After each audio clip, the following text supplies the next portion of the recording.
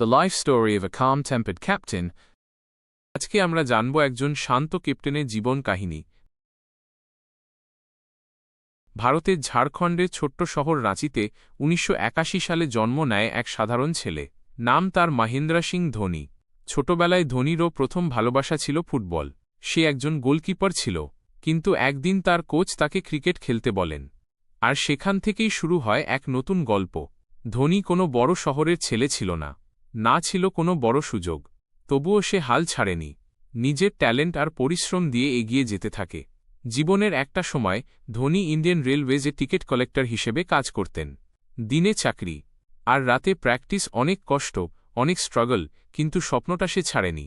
অবশেষে 2004 সালে ইন্ডিয়ান টিমে ডেবিউ করার সুযোগ পায় ধোনি, কিন্তু প্রথম ম্যাচেই রান আউট হয়ে 0 রানে আউট। অনেকেই ভাবছিল এই ছেলেটা হয়তো টিকতে পারবে না, কিন্তু 2005 সালে পাকিস্তানের বিরুদ্ধে 148 রান করে সবাইকে চমকে দেয়। এখান থেকেই শুরু হয় এক লিজেন্ডের যাত্রা। তার অ্যাগ্রেসিভ ব্যাটিং আর কাম মাইন্ড তাকে অন্যদের থেকে আলাদা করে তোলে।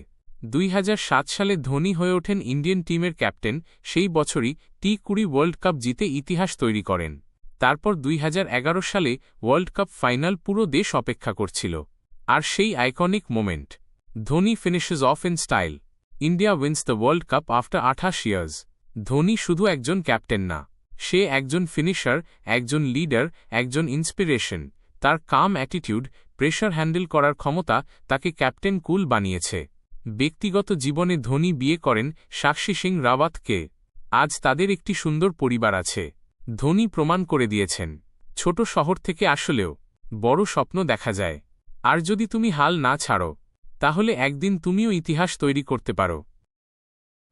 ফুটবল আর ক্রিকেট প্লেয়ারদের জীবন কাহিনী সম্পর্কে জানতে সাবস্ক্রাইব করে পাশে থাকুন।